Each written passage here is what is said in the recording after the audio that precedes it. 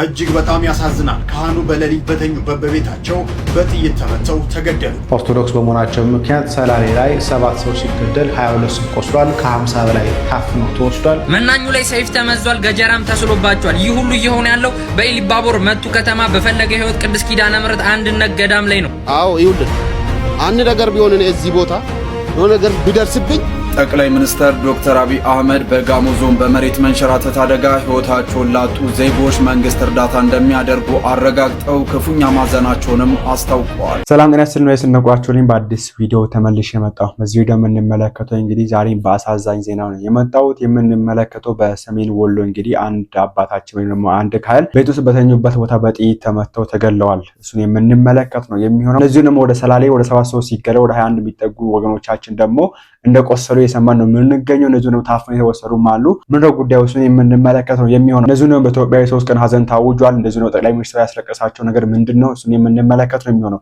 ላይክ እና ሼር ያጋችሁ ላይ መለከቱ አካላቡን ማድረሳችሁን እንዳትረሱ። ሰብስክራይብ ምንድነው የማታረጉት? ለምንድነው የማታረጉት? አሁን ማርጉ።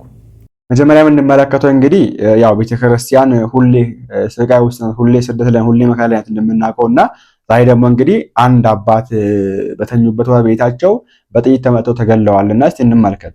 እጅግ በጣም ያሳዝናል። ካህኑ በሌሊት በተኙበት በቤታቸው በጥይት ተመተው ተገደሉ። በታላቁ በአብይ ጾም ወቅት በርካታ ኦርቶዶክሳውያንን ያሳዘነ ጉዳይም ሆኗል። በሰሜን ወሎ ሀገረ ስብከት የወልዲያ ደብረ ሰላም መድኃኔዓለም ካቴድራል አስተዳዳሪ የነበሩት መልአከ ምሕረት አባ አይናለም አማረ ቆሞስ ሌሊት በመኖሪያ ቤታቸው ውስጥ በደረሰባቸው የጥይት ጥቃት ሕይወታቸው ማለፉ ተሰማ። በአባታችን ስርዓተ ቀብር ላይ የተገኙት የሰሜን ወሎ የደቡብ ወሎና ከሚሴ ሀገረ ስብከት ሊቀ ጳጳስ ብፁዕ አቡነ ኤርሚያስ ባስተላለፉት መሪር የሐዘን መግለጫ አባ አይናለም የቤተ ክርስቲያንን ሀብትና ስርዓት አምልኮ ለማስከበር ሌት ተቀን ሲደክሙ የቆዩ ታማኝ አገልጋይ መሆናቸውን ገልጸዋል። ብፁዕነታቸው አክለውም ለዚህ ቀና አገልጋይ መሞት ምክንያት የሆነ ሰው ባይወለድ ይሻለው ነበር በማለት ድርጊቱን በጽኑ አውግዘዋል። ምዕመናንም ለአገልጋዮቻቸው ጥበቃ እንዲያደርጉ አባታዊ መመሪያ ሰጥተዋል። በ60 ዓመታቸው ከዚህ ዓለም ድካም ያረፉት የአባታችን ስርዓተ ቀብር ብፁዕ አቡነ ኤርሚያስ የየአድባራቱ አስተዳዳሪዎች፣ የሰንበት ትምህርት ቤት ወጣቶችና በርካታ ምዕመናን በተገኙበት በታላቅ ሐዘን ተፈጽሟል። በጣም ነው የሚያሳዝነው። ነፍስ ይማር አይደለም እኔ ያው የኛ ነፍስ ይማር ማለት የምፈልገውና የ60 ዓመት አባት የ60 ዓመት አዛውንት ለምን በጥይት እንደሚገደል እግዚአብሔር ይወቀው። በዚሁ አጋጣሚ እዚህ ጋር እንደ ሜን ፖይንት አድርጋችሁ እንድትይዙ የፈለኩት አባታችን ብፁዕ አቡነ ኤርሚያስ እድሜ ጤና ይስጥልን በረከታቸው ይደርብንና ያስተላለፉት መልእክት ነው። ምዕመናን አባቶችን የመጠበቅ ግዴታ አለባቸው ወይ ደግሞ ምዕመናን አብሯችሁን ጠብቁ ብለው መልእክት አስተላልፈዋልና ምዕመናንም ለአገልጋዮቻቸው ጥበቃ እንዲያደርጉ አባታዊ መመሪያ ሰጥተዋል። ይህን አባታችን ንግግር ያዙልኝ ያልኩበትን ምክንያት ወደኋላ እመጣላችኋለሁ። ከዛ ውጪ እንግዲህ በሰላሌም እንደዚሁ እንግዲህ የክርስቲያኖች ስደትና መከራ ቀጥሏል። ሰላም ጸግሽ በሰላሌ መርጡ ቀበሌ ሽንኩርት ሚካኤል ወደ 7 ሰው ሲገደል ወደ 22 ሰው ቆስሏል። ከ50 በላይ እንደታገቱ ይነገራል። ከተገደሉት ውስጥ አንዱ አጎቴ ነው። አንድ አጎቴ ደግሞ ሆስፒታል ነው። የሟቹ ሚስትም ታግታ ተወስዳለች። የታገቱት በጣም ብዙ ናቸው። በዛ መካከል ላይ ከ400 እስከ 800 ሺህ ብር ይጠየቃሉ። ከ50 በላይ እገታ ላይ ናቸው። በነዛ መካከል ላይ ከ400 እስከ 800 ሺህ ብር ድረስ እየተጠየቁ ያሉት። ከማክሰኞ ዕለት ጀምሮ እኔ ጋር እየተደወለ እርዱን እያሉ እያስጨነቁን ነው። ይሄ ኦርቶዶክስ በመሆናቸው ምክንያት ሰላሌ ላይ 7 ሰው ሲገደል 22 ሰው ቆስሏል። ከ50 በላይ ታፍነው ተወስዷል። በነዛም ደግሞ ራንሰም ይሆን ዘንድ ከ400 ሺህ እስከ 800 ሺህ ብር ድረስ እየተጠየቀ ነው ያለው። ወልዲያ ላይ የቤተ ክርስቲያን አስተዳዳሪ በመንግስት አካል ተገደለ። አርሲ ላይ ከትናንትና በስቲያ አቦምሳ ላይ ወደ ወንዝ አካባቢ 2 ሰው ተገደሉ። 2 ሰው ሆስፒታል ገቡ። ወደ ገዳማ ስንሄድ ደግሞ 2 አባቶች ተገደሉ። የምንሰማቸው ኦርቶዶክሳዊ ዜናዎች እንደዚህ ናቸው። የቤተ ክርስቲያን አካላት ግን እባካችሁ ይቁም ብለው ልጆቻቸውን ማሰማራት እንኳን ልጆቻቸውን እንዲጮሁ እንኳን ማድረግ ፈቃደኞች አይደሉም። በየቀኑ ግን ኦርቶዶክሳውያን ይሞታሉ፣ ኦርቶዶክሳውያን ይገደላሉ። የመፍትሄው አካላት ወንበሩን ይዘውት ግን ዝም ብለዋል። ቸርቆዩ እግዚአብሔር ይስጥልን። በጣም ነው ወደ ማን መጮህ እንዳለብንም ግራ ይገባልና አባቶችም አቅም አጥሯቸው ይሁን አቅማቸው እንዴት መጠቀም እንዳለባቸው አላወቁም ይሁን ይመስለኛል ዝምታን መርጠው እንግዲህ ምንም እንቅስቃሴ ሳይሆን እንመለከትም ከመግለጫ ውጪ እሱንም የስርጭት መግለጫ ሁሌ መግለጫ ሲያወጡ ይሰለቻቸዋል መሰለኝ የሆነች ቀን እየቀየሩ ብቻ ነው መግለጫ በየሳምንቱ የሚወጣው የሆነ ሰው ከሞተ ቀን ይቀየርና መግለጫ ይወጣል ከዛ ቀን ይቀየራል መግለጫ ይወጣል እንደዛ ነው አንድ መግለጫ ነው ሁሌ የሚነበበውና ምንም መፍትሄ የሌለው መግለጫ በአመት 365ቱን ጋር ሲነበብ የተመለከትን ነው የምንገኘው የመንግስት አካላት እነዚህ ሰዎች አያውቋቸውም ወይ ደግሞ ኢትዮጵያ መንግስት እነዚህን በየቦታ የሚገደሉ የሚረሸኑ የሚታፈኑ ኦርቶዶክሳውያንን አያውቃቸውም ከመንግስትም ፍርድ አንጠብቅም መንግስት ፍርድ ይሰጣል ብለን ስለማናምን እያየን ስለሆነ ከአባቶችም ቢሆን የሆነ የተሻለ መፍትሄ ያመጣሉ አስቦ ያደርጋሉ ይወስናሉ እንደ አንድ ልብ መካሪ በመንፈስ ቅዱስ ኃይል አውርቶ የሆነ ነገር ይወስናሉ የሆነ ነገር ያደርጋሉ ብለን የምንጠብቅበት ምክንያት ያለ አይመስለኝምና ወደ ቅድሙ ነገር ልመለስና የብፁዕ አባታችን የአቡነ ኤርሚያስ ንግግር ግን እንደ በጣም ትልቅ ርዕስ አድርገን መውሰድ አለብን ሁላችንም በልባችን ውስጥ ማስቀመጥ ያለብን ቃል ነው ምዕመናን አባቶቻቸውን የመጠበቅ ግዴታ አለባቸው እንደዚሁም ደግሞ ምዕመናን አባቶቻቸውን ጠብቁ የሚል ነገር አስተላልፏልና ትዝና ባለፈው ነው ያሳያችሁ ነበር አንድ አባት ይድረስ ለመንግስት አካላት እኔ ከብዶኛል እያለ ቪዲዮ ሰርቶ ማለት ነው መናኙ ላይ ሰይፍ ተመዟል ገጀራም ተስሎባቸዋል ይህ ሁሉ እየሆነ ያለው በኢሊባቦር መቱ ከተማ በፈለገ ህይወት ቅድስት ኪዳነ ምሕረት አንድነት ገዳም ላይ ነው መናኛኑ በዕለት አንድ እንኳን የሚመገቡበትን የዕለት ቁርሳቸውን የሚያገኙበትን አርሰው የሚመገቡበትን መሬት ሰብረው በመግባት የአካባቢው ማህበረሰብ እንደዚህ እንደምትመለከቱት ገጀራ እየሳሉባቸው እህላቸውንም እየዘረፏቸው ይገኛሉ ለምን ብለው በሚጠይቁበት ሰዓት ገጀራ ይሳልባቸዋል አዳምጧቸው ፈጋታ አላጆል ከብቶቹን አስወጣቸው ብዬ ስነግረው ይሁት እንዴት እንደሚሆንልኝ ፈጋታ በሪ እንዴት እንደሚሆነው ይውልኝ ገጀራውን ይዞ ይውልኝ አንድ ነገር ቢሆን እዚህ ቦታ የሆነ ነገር ቢደርስብኝ አሁን እንድትረዱኝ ከነሱም አልፈው በከብቶች እያስበሉባቸው እንደሚገኙ ካህናት አባቶች እየተናገሩ ይገኛሉ በአሁኑ ሰዓት መናኛን አባቶቻችን ትልቅ ችግር ውስጥ እንዳሉ እየተናገሩ ይገኛሉ ይህ ጉዳይ ለሚመለከተው አካል ደርሶ እነኛ መናኛን አባቶች ስለኔና ስለናንተ የሚጸልዩ ስለ ሀገር ሰላም የሚማልዱ አባቶች ዘለቀታዊ የሆነ ሰላም ፍትህ እንዲያገኙ በአክብሮት እንጠይቃለን ይሄ ነገር እንግዲህ ከራሳቸው አንደበት ባለፈው አሰምቻችሁ ነበር አሁንም ቢሆን የሳቸውን ሙሉ ንግግር ወደ መጨረሻ አካባቢ እንመለከታለን ይሄ ነገር እውነት እንደሆነ ለማሳየት ደግሞ ለማረጋገጥ ከፈለጋችሁ ተመልከቱ እዚህ ጋር አባታችን ምን እንደሚሉ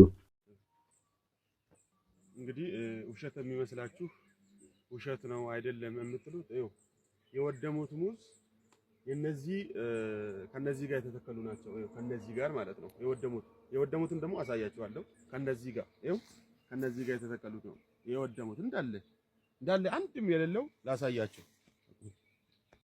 በደንብ ተከታተሉና ስሙት ይኸው የቀደሙን አይታችኋል ይኸው ይሄ ሙዝ ነው የሙዙ ስር ነው ይሄ እንደዚህ ወደ ታች ተበላው ማለት ነው የሙዙ ስር እንቀጥልና እንየው ይኸው ይሄንን ይኸው ወደ መሬት እየተበላ ነው የቀደሙን እንዳያችሁት ነው የቀደሙ ቅድም ካየነው ጋር የተተከለ ነው ይኸው ይሄንንም ተመልከቱት ይኸው ሙዝ ነው የተበላበት ማለት ነው ይኸው ቺንም ይዩት ተበልታ አሁን ገና እየቆጠቆጠች ቺን አጥሩን ደግሞ ላሳያችሁ አጥሩን እንዴት እንዳደረጉት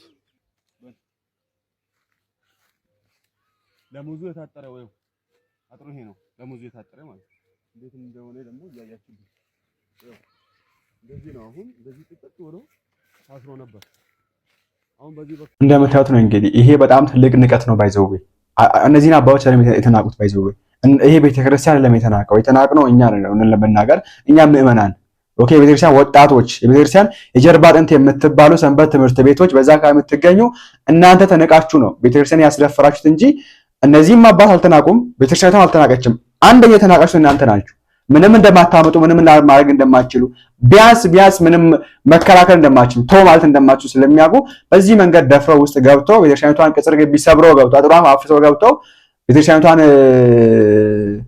እህል በዚህ መንገድ ለከብቶች ይሰጣሉ አባቶች በዚህ መንገድ ተመልከቱ ይሄን ቪዲዮ ለአራተኛ ዙር በቆሎአችን ዘርተን አሁን በቆሎአችን እንደምታዩት በቅሏል ማለት ነው አሁን ይሄው እንደምትመለከቱት በቅሎ ነው ያለው እንግዲህ እግዚአብሔርን ተስፋ አድርገን ይሄንን ሁላ እንደምትመለከቱት ወጥቷል ግን ይውጣ እንጂ ብዙ ጠላት አለው እንደምትሰሙት ነው በዚህ መንገድ በስጋት አባቶች እህል እስከሚተክሉ እህል እስከሚዘሩ መድረስ ማለት በጣም ትልቅ ውርደት ነው ለኛ ለኦርቶዶክሲያን ወጣቶች በዛ አካባቢ የምትገኙ በጣም ትልቅ ውርደት ነው። ኦርቶዶክስ ሆናችሁ ስልጣን ያላችሁ ሰዎች እዛ አካባቢ ቢያንስ ሌላኛው በቃ ስለማይመለከተው ሃይማኖቱን ስላልሆነ ሜቢ እንደዚህ ጥፋት የሚያጠፋው አካል ቋንቋውን ስለሚናገር የከሱ ጎሳ ስለሆነ የሱን ሃይማኖት ስለሚከተል ምንም ሊያደርግ ይችላል።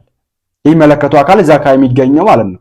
እናንተ ግን እዛ አካባቢ አንድ ኦርቶዶክስ ባለስልጣን የለም።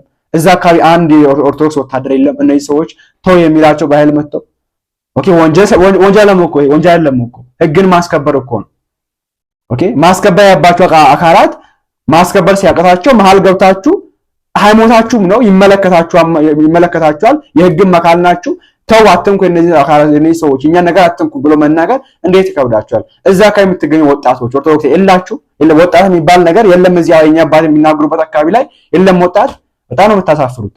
እና አባታችንም ይሄን አባታችን አቡነ ኤርሚያስም ምዕመናን አባቶቻቸውን መጠበቅ አለባቸው፣ ወጣቶች ቤተክርስቲያን መጠበቅ አለባቸው ብሎ ያሳልፉት ይሄንን ነው። ካልጠበቃችሁ እንደዚሁ ነው መጥቶ ቤት ውስጥ ይገሏችኋል፣ ንብረታቸውን ይዘርፋሉ። የምትመለከቱት ነው እኛ እያለን ማለት ነው። ነገ ታሪክ ይወቅሰናል። የሆነ ሰዓት ላይ እንትና በነበሩበት ዘመን ቤተክርስቲያን እንዲሆነች ተብሎ ይነገርልናል ማለት ነው። እና በያልንበት ቦታ በያጠው ቤተክርስቲያናችን ራሳችንን እናስከብር። ይሄ ነው የተፈለገው። እኔ የተናቅነው እኛ ነን። የተናቀችው ቤተክርስቲያን ነች። የተናቁት እነዚህ አባቶች ናቸው። አባቶችንም ያስናቅነው ቤተክርስቲያንም ያስናቅናት እኛ ነን። ምን እናድርግ ማለት ተውና እዛ ጋር ቤተክርስቲያን ጠብቅ። ተው በቃ አርሲ ላይ ስላለው ተው። ኦኬ እንዛ ዙቋላ ስላለውም ተው። እስቲ አጥቢያ ቤተክርስቲያን አስከብር። እስቲ አጥቢያ ቤተክርስቲያን አጥሩን አስከብረው። እስቲ እኔ መላክ ስለ አርሲ ስላለክ እዛ አጥቢያ ቤተክርስቲያን ላይ እንደዚህ አይነት ችግር እያለ ማለት ነው። ኦኬ አንተ እዚህ ጋር ጠንካራ ብትሆን፣ አንተ ሰላም ባለበት ቦታ ራስን አስከብረክ ሌላውንም አክብረክ ብትኖር እዛ አርሲ ያሉትም ከአንተ ተምረው ራቸውን ያስከብራሉ፣ ራቸውን ይጠብቃሉ በቻሉት አቅም። እናንተ ግን ለፈስፈስ ሆናችሁ ነው ያላቅም ምን እግዚአብሔር ይወቀው። እና ማለት የፈለኩት ነገር ምንድነው ብፁዕ አባታችን አቡነ ኤርሚያስ እንዳሉት ምዕመናን አባቶችን የመጠበቅ ግዴታ አለብን። ኦኬ ልጅ አባቱን የመጠበቅ ግዴታ አለበት። ለአባቱ መከታው መቆም አለበት። አባቱን አንተ ሲናገርበት ማየት የለበትም። ኦኬ ከአባቱ ጋር እየሄደ ገና ልጅየው ሲመለከት የሆነ ሰው ለአባትየው ተነስቶ ቦታ መስጠት አለበት፣ ከልጁ ጋር ስላለ ብቻ ማለት ነው። በዚህ ልክ ነበር ቤተክርስቲያን ማስከበር ያለብን፣ አባቶችን ማስከበር ያለብን፣ ቅጽር ግቢያችንን ማስከበር ያለብን። እኛ ተደፍረን ቤተክርስቲያን ያስደፈርናት እና በቻለው አቅም አሁንም ቢሆን ቤተክርስቲያንን እንጠብቃት። ጥላ ከለላ አንሆናት። የጀርባ አቅም ማለት ሳይሆን አጥንት እንሁናት። ኦኬ እኛም አንውጋት። ባለስልጣናት እንደው ስልጣን ባትይዙ ይሻላል እኮ እናንተ። የኛ እኔ አላቅም። የኦርቶዶክስ ሆናችሁ ስልጣን ከያዛችሁ ምን እንደሚጠናወታችሁ እግዚአብሔር ይወቀው። ከላይ ያለው ተመልከቷቸው። የሆነ ቄስ የሚባል አካል የሆነ የእንትና ሃይማኖት መሪ ነው፣ የሆነ የሃይማኖት ተቋም መሪ ነው። ኦርቶዶክሳን ሲባሉ ዶንት ኬር ዝም ብቻ ነው የሚለው። በየቤቱ እየገባ መግለጫ ያወጣም ይልሃል ማለት እዛ ዲያቆን የተባለ አለ አማካሪ። ኦርቶዶክሳን ሲረሸኑ ዝም ብቻ ነው የሚለው። እንዲያውም አባቶች ላይ ሙድ ይዛል። እንዲያውም እንትና የተባለ ካካሪ አባይ ባቤ እንደዚህ ባታረቁ መልካም ነው ብሎ ሙድ ለመያዝ ይሞክራል። ዲያቆን እኮ ነው። ሌላውን ተመልከቱ። አብዛኞቹ ግን ሁሉም በሚባል ደረጃ ኦርቶዶክሳን ስልጣን ከያዙ ምን እንደሚጠናወታቸው ምን እንደሚነካቸው እግዚአብሔር ይወቀው። እና ተጠቀሙበት ለዚህ ነገር። እንዴ ወንጀል ለምን ይሰራችሁ የምትገኙ አስከብሩበት ህጉን። ሌላው እንኳን ህጉ አላስከብርም አይመለከተኝ ብሎ ከተወ አስከብሩ እናንተ። ሰው ሲነቅ በዚህ መጠን ራስን ማስከበር ሳችል ስቀር በዚህ መጠን ትናቃለህ። ይመራኛል ላልከው ጠቅላይ ሚኒስትርህ እንኳን ለጾም እንኳን ያደረሰና አንተን አላለህም። ምክንያቱም ይጸየፍሃል። በዚህ መጠን እንኳን ያደረሰ ብላችኋል ብሏል። ክርስቲያን አላየውም። ሰኞ ቀን ነበር ጾም ሊገባ የነበረው። እሁድ ቀን እንኳን ለረመዳን ጾም አደረሳችሁ ብሎ ሮብ ለሚገባው ጾም ማለት ነው ለነሱ እንደዛ ነው ያለው። ክርስቲያኖች ምንም አልተባለ። ያው በዚህ ልክ ይጸየፋቸው። በዚህ መጠን ባንኮች ራሱ ሙስሊሞች ጋር እየሄዱ እንትምሉታ ክርስቲያኖች ጾም ነው ገዳም ሁሉም ወደዛ ያ ገዳማውያን እስቲ ጾም እናስፈታቸው፣ ሽምብራ እንላክላቸው የሚል ለገዳማውያን ለአንድ ገዳም ከጾማቸው በኋላ ሽምብራ መግዣ ልላክላቸው የሚል ገዳም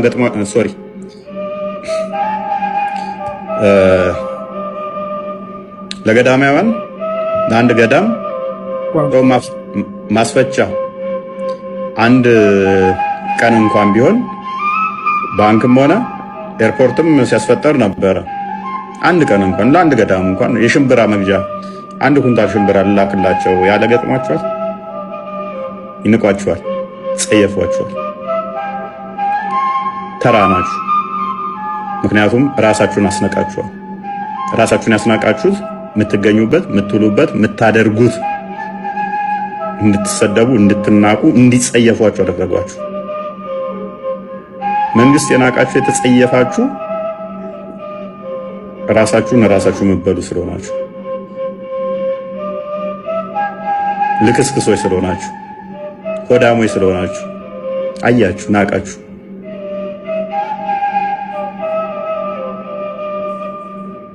ተጸየፋችሁ። በእናንተ ሃይማኖትን ማስናቅ ምክንያት ገዳማውያን በየቀኑ ይታረዳሉ። በእናንተ መናቅ ምክንያት ምንም የማያውቁ ኦርቶዶክሳውያን፣ ንጹህ ኦርቶዶክሳውያን፣ ጠንካራ ኦርቶዶክሳውያን አርሲ ላይ ይታረዳሉ። በአንድ ቀን 20፣ በአንድ ቀን 30፣ በአንድ ቀን 40፣ በአንድ ቀን 50 ንጹህ ኦርቶዶክሳውያን ይታረዳሉ። እናንተ ጌም አድምቁ። እናንተ ቂጣችሁን አወዛውዙ። እናንተ በብሔርና በጎሳ ተካፍላችሁ አንተ አማራ፣ አንተ ኦሮሞ፣ አንተ ትግሬ እያላችሁ ተባሉ። ገመድ ወጥረው ለሚያባሏችሁ ለነሱ እያጨበጨባችሁ እነሱን ቬኔሬት እያደረጋችሁ አባቶቻችሁን ገዳማውያንን አስበሉ። ታንኪዩ በጣም ወንድማችን ነው። እግዚአብሔር ይስጥልን። ይህ ነው ያለው እውነት። እኛን የምናስበላቸው አላቅም። እኔ ከባወገን እንደሆነ ቤተክርስቲያን እንደግፋታለን እንደግፋትም ወይ እግዚአብሔር ለዚህ ነበር ከዚህ ስናገር ሁላችን ለቤተክርስቲያን አካል ሰን አባለን ቤተክርስቲያን አባለት ነው ያለኛ ሁሉ አካል ለሁላትም ገና አይሰማንም፣ ህመም አይሰማንም፣ የነዚህ አባቶች መሞት አይሰማንም፣ የአርሲ ምዕመናን መጨፍጨፍ አይሰማንም። ማስመሰል ነው ያለበት ሁኔታ እያስመሰል ነው የምንገኘው እና ከዚህ እንውጣ። የእውነት ክርስቲያን እንሁን።